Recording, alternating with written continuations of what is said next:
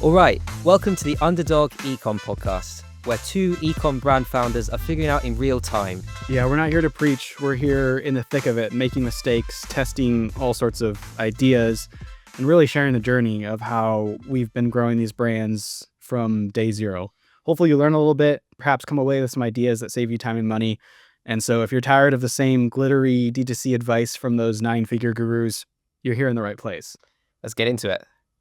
Welcome back to e-commerce. What is this? A podcast. This is a podcast. We're the Underdog Ecom podcast here. Jack had no idea I was going to do that. I didn't have an idea I was going to do that. So here we go. We're here. We're awkward. We love it. We're on episode 15, which is kind of crazy. And we're talking today about email marketing. It's pretty important for most brands. All brands, I think, should have sort of the foundations of email marketing down. It's something that I've focused on a lot over the last couple of years. It's something that I think is really helpful to especially get the basics down and set up stuff that it can be more or less fire and forget. There's a ton of optimizations that you can do down the road once you get to a bigger revenue number where it makes sense to tap into a little bit more. But it's a pretty good thing, and I think it's something that we're going to dive into more here. Yeah, I've got quite a few takes on this topic because I think email is like really, really important and everything. But I also think sometimes like you focus on things that don't actually matter that much. Like I certainly have, and I think a lot of, when I speak to other people, I think they do. So I want to get into that a little bit as well, because I just think like there's sometimes you can spend a lot of time and effort, and especially when like with agencies and stuff on email. I think agencies with email can be like a massive waste of cash, where when they're focusing entirely on the wrong things, because they're like, especially when it's like, we're going to improve your flows, and then it gives you like 1% more revenue, and you spent $3,000 to get them to do that. You know what I mean? So I don't know. I have a few takes on that, but yeah, I think it's important to talk about, because I think there's quite a few things. I think we've been running email for the last like 3 or 4 years, so I think both of us probably learned little kind of cool things along the way. Yeah, definitely lots of mistakes as usual. Lots of learning opportunities. Curious, how about let's start at the top, I guess, Jack. Like what's been your overall strategy? Like what have you done? Give us like the cliff notes, I guess, on your email marketing. Yeah, okay. Well, or I can start. No, that's fine. I'm just I'm trying to think of so yeah. Well, this topic was my suggestion, so I really should have come prepared. So anyway, I mean, like, I say all the flows, like in terms of like, I don't have tons of flows. I think that's what I'm gonna start with. Like, I don't have tons of flows running.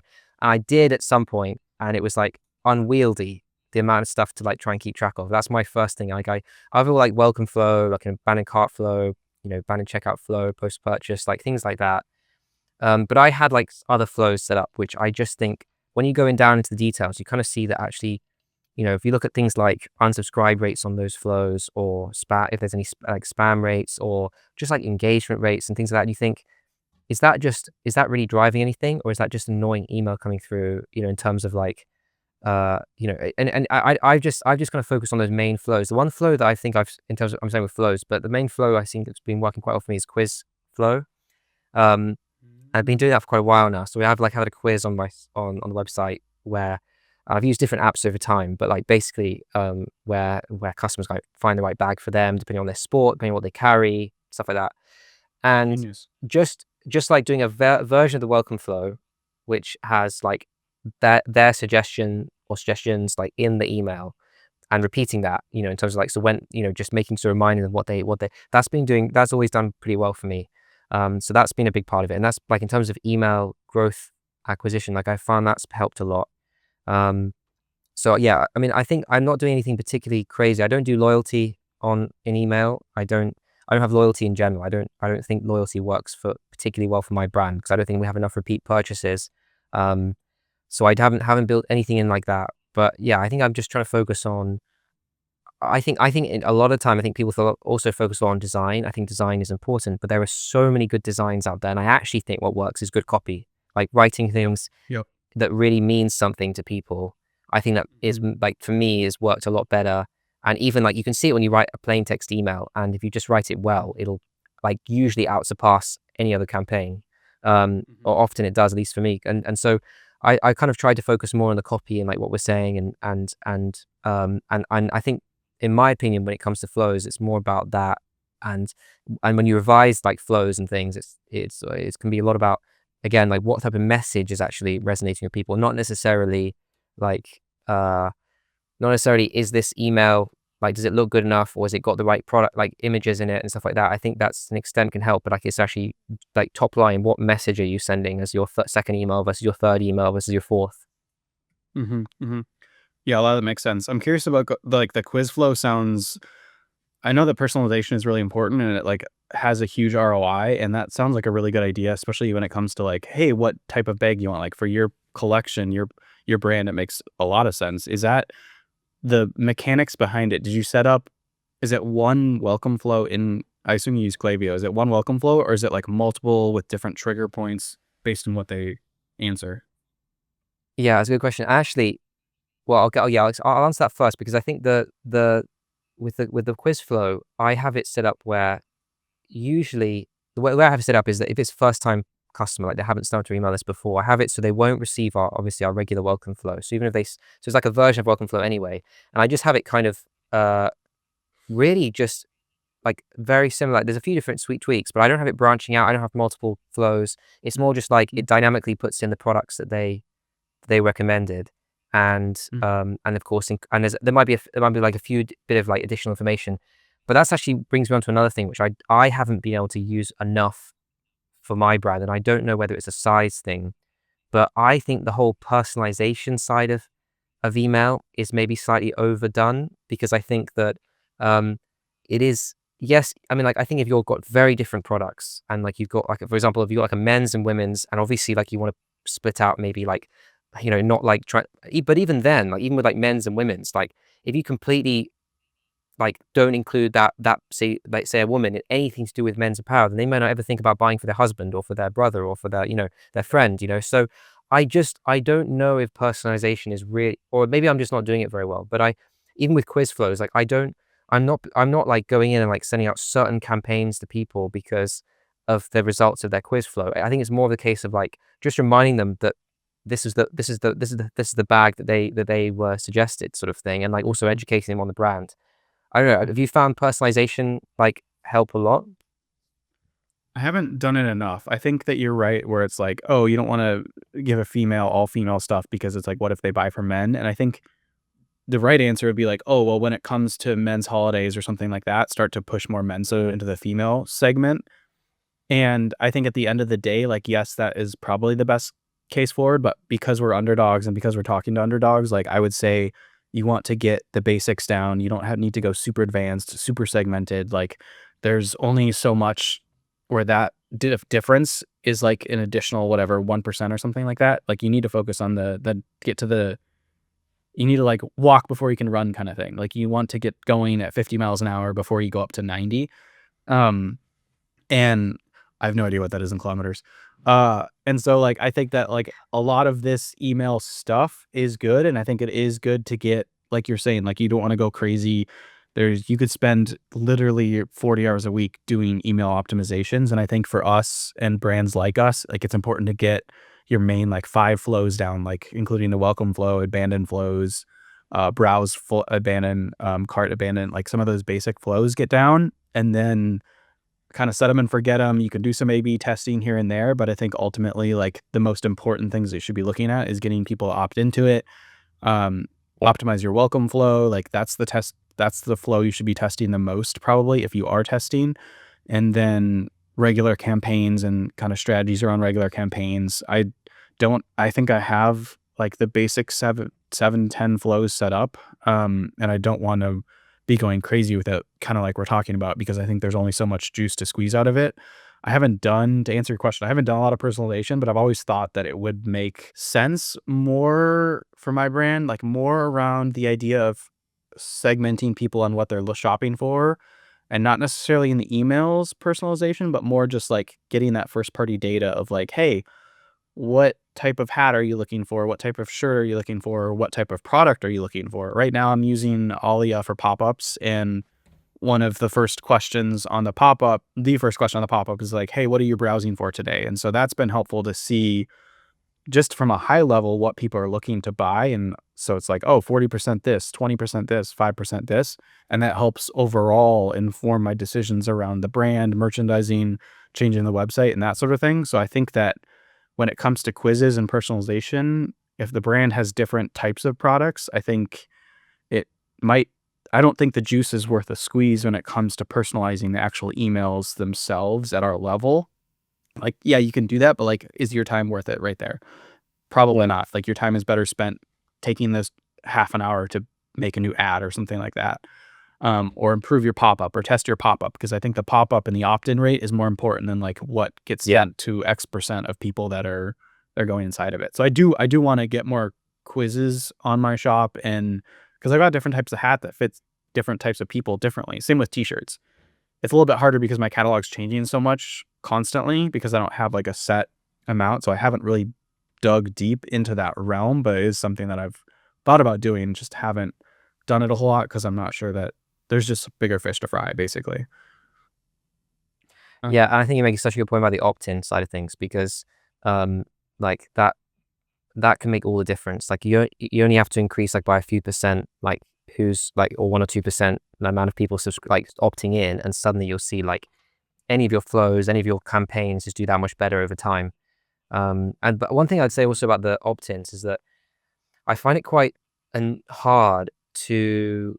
I think Ali has helped a lot with this, but like generally, what I always found hard with Klaviyo on the opt-in side of things, you could see like say this pop up or this form was getting this X% of signups and or like that you could see that, but you can't necessarily see like how that's actually impacting revenue, like how that sign up form is impacting revenue.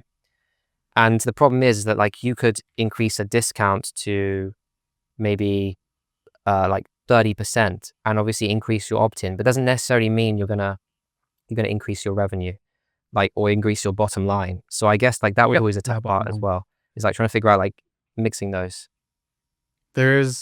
I think this happens a lot in ecom where there's so many different variables that come into play, and it's so hard to like track one thing back to another thing. And that's oftentimes where it's really difficult for people that are doing this for the first time, or people that don't have like years of experience optimizing it for brands. Like some people come into ecom that are like, hey, I've worked in D2C for a while, I'm going to build my own brand. But there's other people that just kind of, stumble into it like us and trying to figure out what makes sense and what drives the revenue and like what to focus on. I think I was looking at Klaviyo. I don't use them for forms, but they have a total revenue number next to the sign up forms. All mine say 0. And I have some forms that I've used, so I don't know what's going on there. It says the amount of revenue made from the time a visitor interacts with a form to purchase.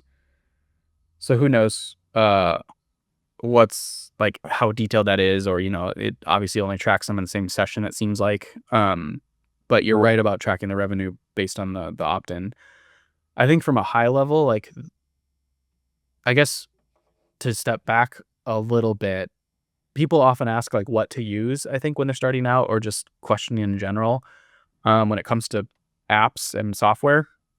And so I was gonna say, for the longest time, back when I started on this journey, I was using MailChimp actually, and then I switched to Drip, which was this cool, uh, pretty alternative for email marketing, and they're a pretty good ESP, but I feel like they fell behind pretty quickly. And Klaviyo's obviously the monster in the room that everyone talks about. They have the mind share. I debated switching from Drip for years, and I finally did last year. And I think we're gonna do another episode where I dive deep into the migration process, because it was a lot, and there was a lot of steps to it.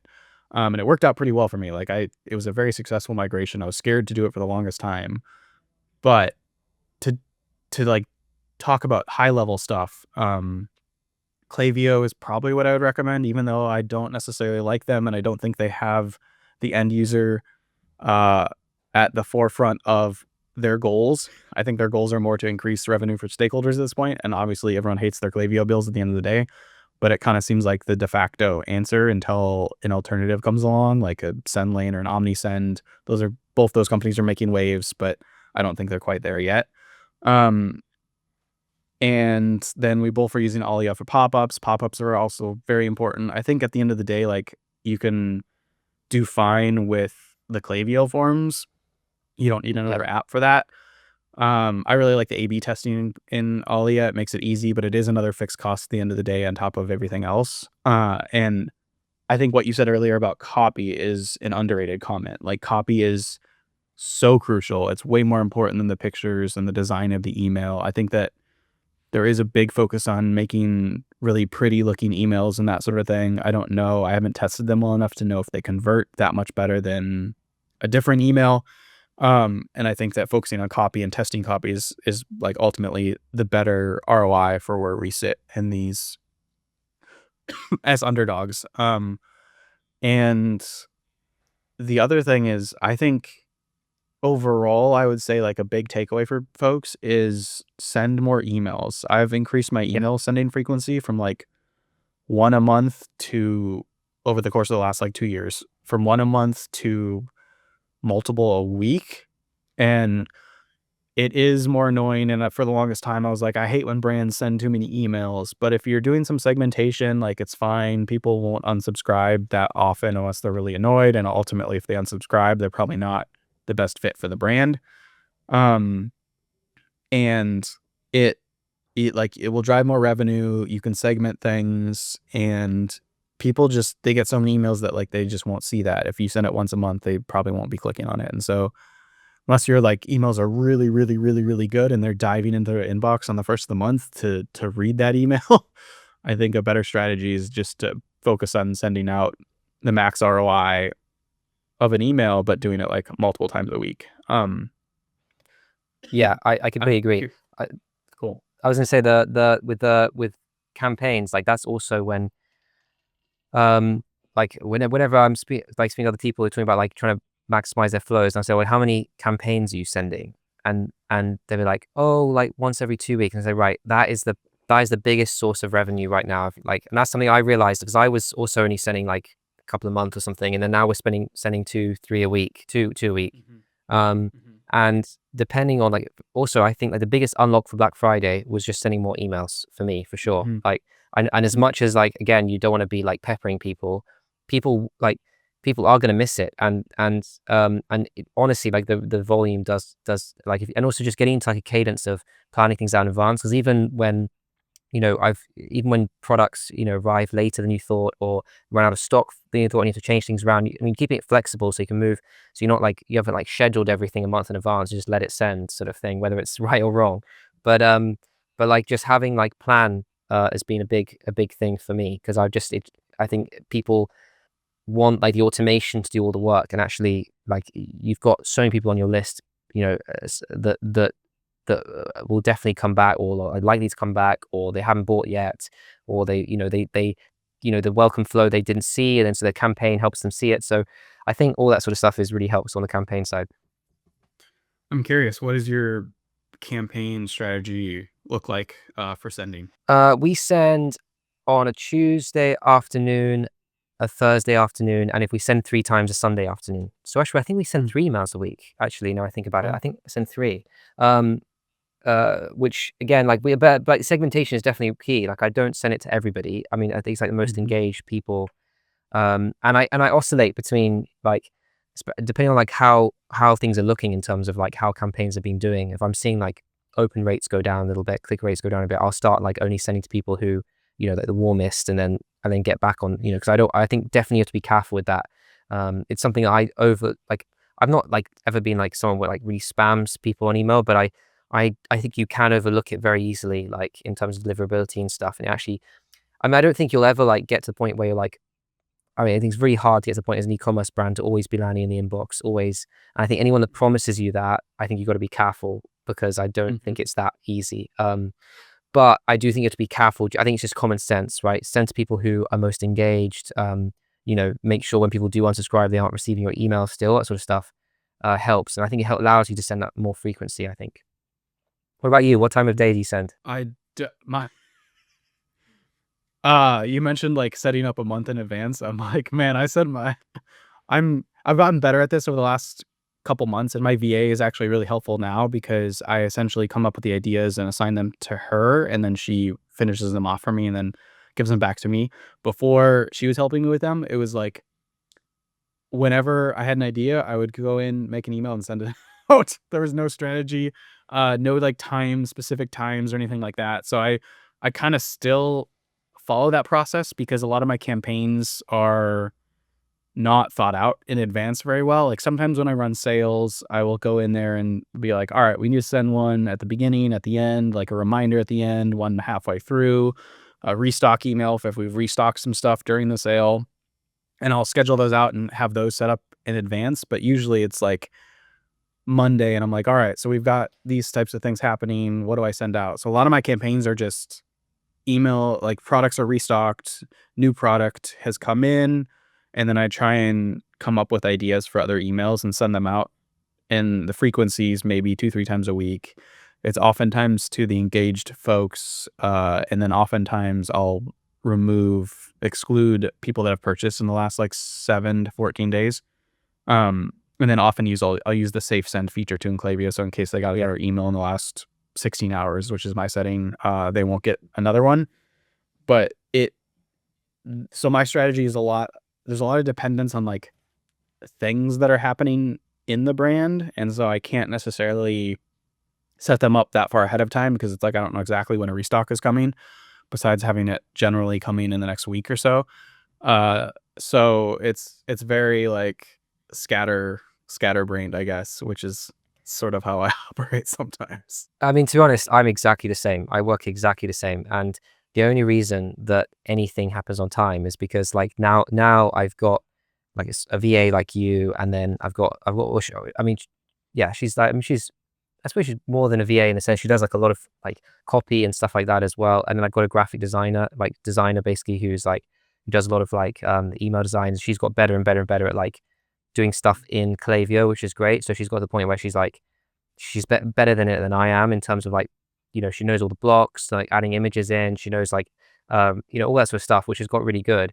And the only reason I've managed to make it work is because I actually basically outsource them to 2 or 3 other brands doing their email. And I don't do flows. I only do campaigns because I just feel, I mean, like if they want to design a flow, that's fine. But I don't do like, I'm not an email strategist by any stretch of the imagination. And so like, I don't provide like any like advice there. I just like, you tell us what topics you want to send emails out, we'll do them for you. And the reason I do that is because I got so sick of like just trying to get campaigns in and get emails through the door. And so I've kind of structured it now only this year, really, maybe end of last year, where it just helps cover the costs basically. So I get, I got people who are like, one person who's like planning out the emails, one person who's designing them. I check them all. I change copy where it needs to be, but it's a much easier situation now for me that I can make sure that 2 or 3 emails are going out every week, and they're getting better and better at it, which is cool as well. But otherwise, it is hard. Like, and also just like planning is out. Even like Black Friday. Oh my god, doing Black Friday emails on your own is a killer. Yeah. That used to drive me insane. Yeah, that's fair. That's a cool strategy. I like the idea of like having them run with it and kind of.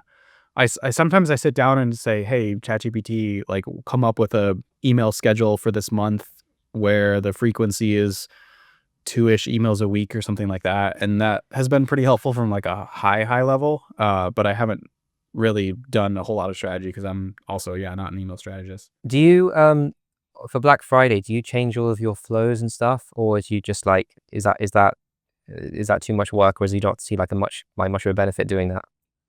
I don't think I have in the past. I feel like it's not necessarily worth it. Do you mean like you basically go in and like say, hey, here's the Black Friday coupon to the flows and stuff? Yeah, I suppose it's more like changing all the messaging, I guess, like, or changing Mm. messaging that like instead of it like obviously like a welcome offer, like change that to Black Friday offer, like Mm. I assume, do you do all of that? I don't change it. I'm trying to remember. Like, I don't think I did that for last Black Friday. It would kind of make sense to, like, maybe because I've got a VA helping me now, like I can say, hey, go in and duplicate all these for Black Friday and change all those. And if it was me doing it, I wouldn't do that. I wouldn't have time for that. I do change my pop-up when I have a sale running. So I'll say like, hey, opt in, sign up and get our 20% off sale or whatever, and try and reflect that back to when a sale is happening. That's the like low-hanging fruit when it comes to changing copy around for sale, but I haven't really dug deep into all the emails that go out during the sale. Maybe next year. Yeah, I'm you get wondering, emails. Go ahead, what's sorry. the other email thing? Yeah, emails. There, I feel like there's just like there's a lot of buzz around email, and I think that it's important to not get distracted by like going super advanced. And like you're saying, like you called this out in earlier, like copy is really important. Design isn't necessarily the most important for us in our stages. And getting people onto the list and sending them the welcome flow and then like a couple other flows and roll with that and then go from there. Is there anything else that we didn't cover here in email land? Well, I was gonna say one thing is on like we talked about like apps in terms of like using Klaviyo, and I think like long term likelihood is in the next couple of years you're probably still going to be wanting using Klaviyo and stuff like that. That being said, like I think it is expensive, and I think like say Shopify email, for example, I think has come a long way. And I think if I don't think I would have used Klaviyo as early as I did if Shopify email was how it is now, basically, because I think you can do quite a lot. It's not definitely not Klaviyo level. I almost wonder whether they hold it back because I think they're investors in Klaviyo as well. So I'm gonna like hold it back slightly because they can't be better than even though they basically got like it's all there. So I'm saying it could be better in some ways. But yeah, I think like you can actually do quite a lot with those tools now as well. And I don't think email is actually like as a technology, email isn't changing very much. So I think it's going to get to the point where all these things are going to be ubiquitous and it's not going to be the same thing. And I think they'll have to put their prices down. But I do think like I would say like I mean if I was starting it, I wouldn't have felt quite the need to kind of pay that amount of money to be on Klaviyo. Yeah, it's one of those things where it's like, is your what you use when you're running a 8-figure brand, 7-figure brand, the same as what you do when you start out? And oftentimes it's a hard answer. It's like, I think that sometimes you should be because it is hard to migrate and that sort of thing. And I've been there where I've been on the other platforms that aren't as good. You kind of get FOMO in some ways, and you're also just like not setting in your processes and setting all of like I've got a bunch of universal blocks set up, for example, now in Klaviyo that I use all the time. And so things like that where it's like, oh, it might save you time over the long run. But when you're starting out, like everything's so expensive. Klaviyo is so expensive. And Shopify email is like a crazy good value. And some of those other, like I think Omnisend is also, I haven't looked at their pricing lately, but I think that they are also in the realm of crazy good value. So you kind of have to figure out like what makes the most sense. And that's a hard place to be. I don't know if there's like one right answer for it, but there is a lot of options, which is what's nice about technology. Yeah, there's definitely a lot of shilling. I feel like I didn't know this in the beginning. Maybe it's gotten worse, but I feel like there's a lot of shilling that happens in the DUC world where it's like all these DUC influencers or whatever, like, oh yeah, use this thing because it's amazing. And it's like, oh, you mean you're an investor in that? Oh, okay. But I think, yeah, you got to be careful. I get it though, like, because there's so many different areas to look into and there's like 1,000 different softwares for any particular need. It makes sense why something like that exists, and it is hard. And it's like we only have so much time at the end of the day. We can't spend all our time auditing email software. So I get it. I've been there and I've been like, oh yeah, what should I use for this? And you ask around and that sort of thing. But yeah, it's tricky. Anything else on email marketing before we call it a wrap here? Send more emails. No, I think that's all from my side. Nice. Well, yeah, thanks for listening. Give us those 5 stars on your platform. Leave us some comments. Let us know what you think. We appreciate you, and thanks for listening. Sorry, I was going to say something at the end there.